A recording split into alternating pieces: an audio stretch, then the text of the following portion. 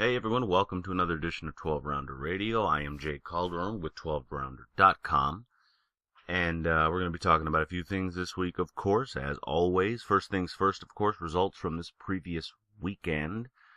In Omaha, Nebraska, at the CenturyLink Center, we had Terrence Crawford picking up a win over Ray Beltran, a fairly dominant performance. Really showed the class of Crawford in the end. Beltran, of course, had his shots, had his moments, landed a few times, made something of a fight out of it in spurts, but in the end it was a Crawford night.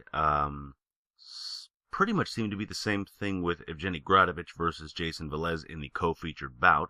Gradovich seemed to win the fight and seemed to push the action, especially down the stretch, but in the end it was a draw. Nonetheless, both stayed undefeated. Gradovich kept his title, so it's not the worst of results, but it did seem like a fairly clear victory for Gradovich. Same day, different venue and continent. We had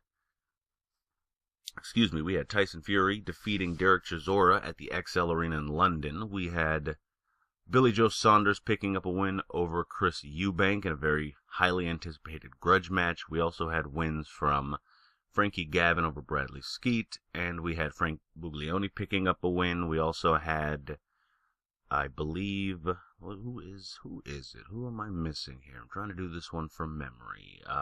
Who is it? What's that final one? Yes, we had Liam Walsh picking up a win over Gary Sykes as well.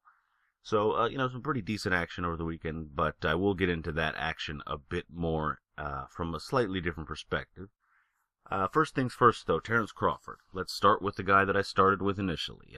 Terrence Crawford, again, I think is in a great position right now. He's looking great. He's getting great exposure from HBO. HBO seems to be in love with the kid, and rightfully so. He's talented. He doesn't seem like he's a pain in the ass to have to deal with. He seems like a nice, humble guy, but he also has a legitimate fan base in America. He has what I would have to call, at this point, a European fan base, or an old-school boxing fan base, where you build the guy up, you take him from, a town that needs that sort of sports figure or that just enjoys that sort of sports figure, particularly in boxing.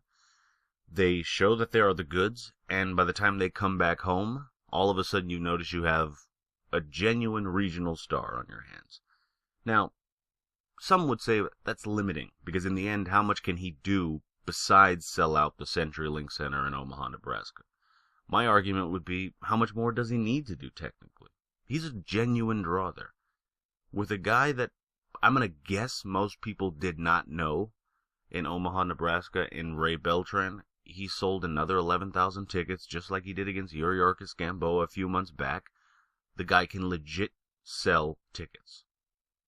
If this country had more of that in boxing, we would have a much healthier scene. And don't get me wrong, I'm not one of these die-hard boxing's dying guys. I'm not one of these people that think that's remotely the case, as a matter of fact. I don't. But the fact of the matter is, it would only help the sport if there were more fighters like that. That's why I'm always happy when fights are going to the StubHub Center or when they're going to the Barclays Center, because while it's not a single or particular fighter per se that's always going to do well in those venues or in those markets, just the sheer fact that there's this belief or this concept that big, good, interesting fights happen at those places consistently means that boxing begins to thrive in that area. You have guys like Gennady Golovkin, a Kazakh fighter that can do quite well at the StubHub Center. You have guys like, Danny Garcia, who can do quite well at the Barclays Center, guy from Philadelphia in Brooklyn. I'm fine with that. It doesn't have to necessarily be your region that loves you. I'm just interested in boxing being hot again. That sort of thing is always interesting to me. And Crawford is certainly in that position. And what's most key about how good his position is right now is that he's the genuine lightweight champion of the world, undefeated, coming off the back of three of his best wins. Not three of his best wins, his three best wins, more accurately. And now, once he's effectively proved that he is the best fighter at 135, he's ready to move up to 140, which has so many different options for him, from Chris Algieri potentially coming down. That title could be there. Potentially Manny Pacquiao, Jesse Vargas is there. Of course, you have any fighters that might be interested in moving down or moving up as well, just in terms in terms of, who's looking for different sorts of fights. Those sort of movements, of course, happen in boxing on a consistent basis. And then, of course, you have with Top Rank working at least somewhat closer with Golden Boy. You have any other potential options that might open up as well. So it's just a very interesting time in Crawford's career.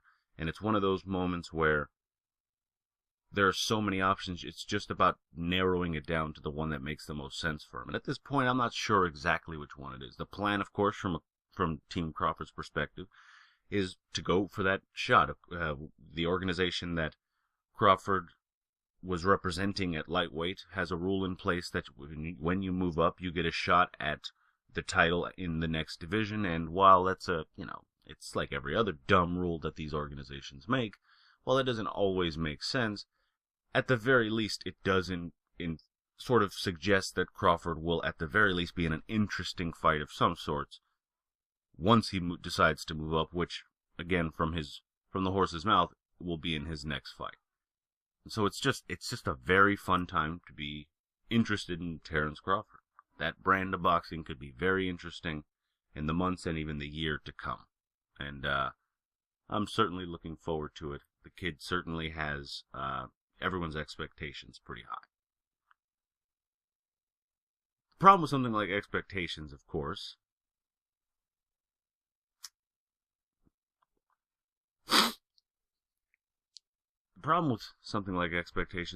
is that not all expectations are going to be met. I mean, that's a fact of life. And I've always liked to live my life, the cynical life that I lead, with very low expectations. I never assume a date's going to go well, and I'm not even blaming the girl. I'm almost certain it'll be because of me, but that's because my expectations of myself in regards to relationships very low, and I'm fine with that. All of my expectations are low. Beginning of any season, all of my favorite sports teams, I know they're going to suck. In my heart of hearts, deep in my bones, I know they're going to stink, and I'm fine with this. Then anything that happens that's positive, that's good, that's remotely interesting, that's even kind of a good thing that happens during the season or on a date or anything like that, it's always like, wow, what do you know? It didn't totally make me want to kill myself. That's great. In boxing, it's very dangerous in a sense to get your hopes up. You can deal with it on a fight-by-fight basis, because again, I'm a cynical guy. I never really assume a fight's going to be all that good. I just don't. And maybe, especially in boxing, maybe the reason for that is I grew up loving Bernard Hopkins. And the better your guy did, the less entertaining the fights were going to be from time to time. That's just the way it works if you're a Bernard Hopkins fan. And it's fine. I didn't mind it. I loved the personality behind the guy. I loved his defensive prowess. I loved the fact that he would just ruin careers. That was just something that I enjoyed. It was just fun to watch.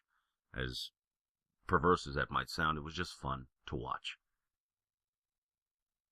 That being said, when you put together these big shows like we had this weekend this last weekend at the XL, or the weekend prior in Liverpool at the Echo Arena, you put together these big shows, and naturally, it doesn't matter how cynical, how jaded you are, your expectations get a little high.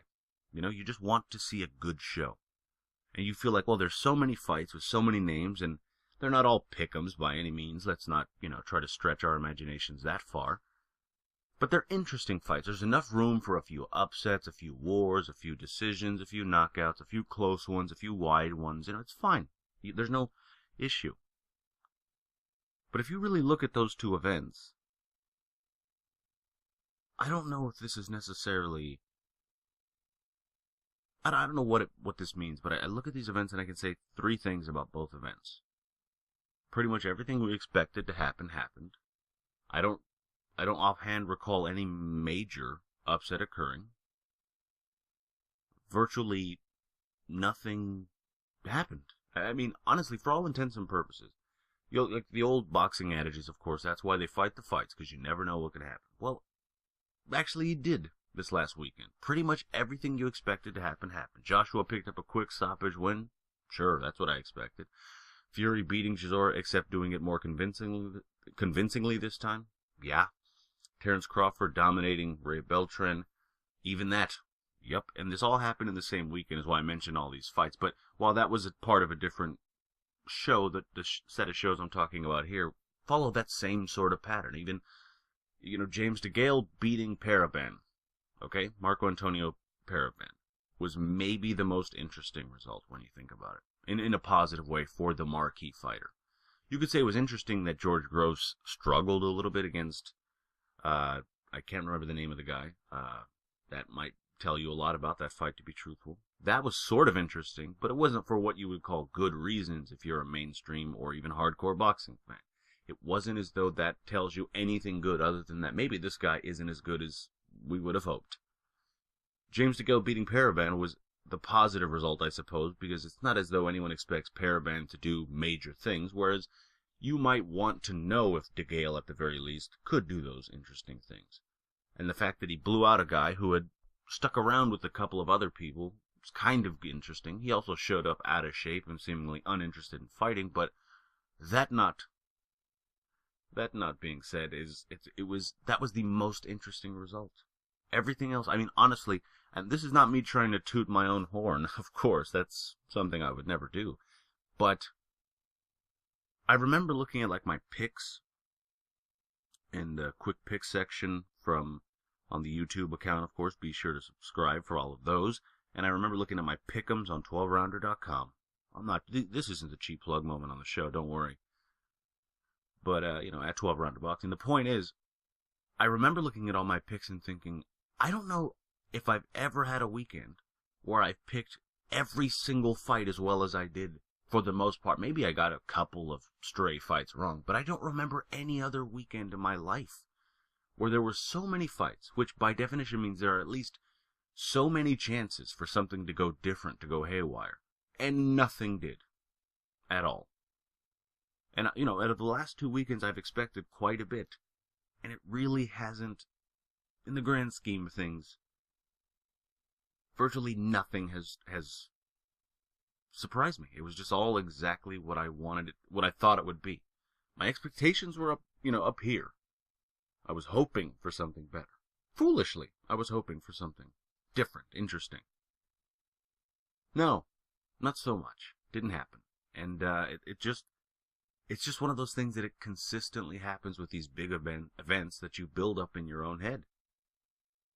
That's why I'm always a fan of, like, when people, or I'm always entertained when people say things like, oh, this fight's going to be boring. I don't know why people would want to watch it. It's not even, like, why would you think that when, if you're like a fan like I am, every single time you expect a fight to be good, it almost never is. All these big fights that, like, I never thought this was going to be some sort of barn-burning fight anyway, but, like, when Devin Alexander took on Timothy Bradley, everyone was like, oh, it's going to be the best guys fighting the best, it'll be interesting, and then it was just a terrible fight in many respects. It was fine. Like, I didn't hate it like a lot of people did, but it was terrible in the sense that it was in a half-empty place, to say the least.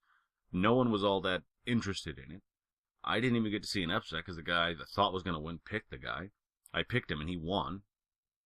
It was just kind of like, okay. It was, whereas if you just watch a fight, no expectations, it's always just like, oh, the fight wasn't too bad. That's the worst you can say about the fight.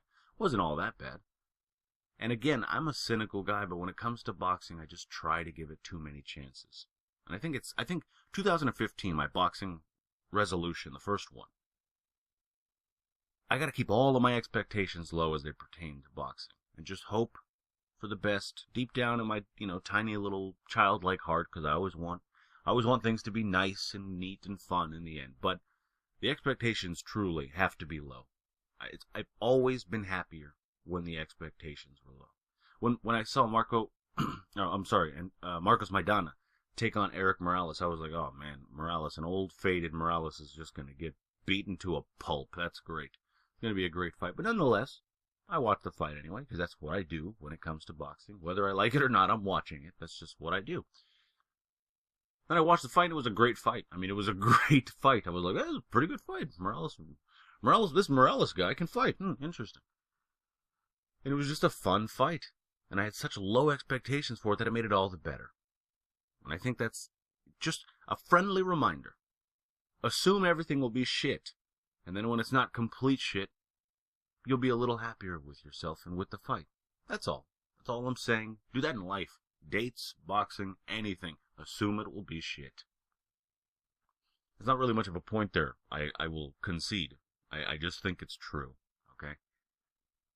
I guess one of the good things you could make an argument for is that with Fury beating Chisora, it's at least an interesting fight on the horizon with Fury potentially taking on Vladimir Klitschko within the next couple months, or not the next couple of months actually. He'll probably be out again early 2015, and then the plan is to get it happening sometime in the fall of next year. And with Klitschko looking to probably take on Wilder if he's able to beat Stavern, that allows for plenty of time for that fight to develop. The one thing is that I'm not so certain that fight's going to happen.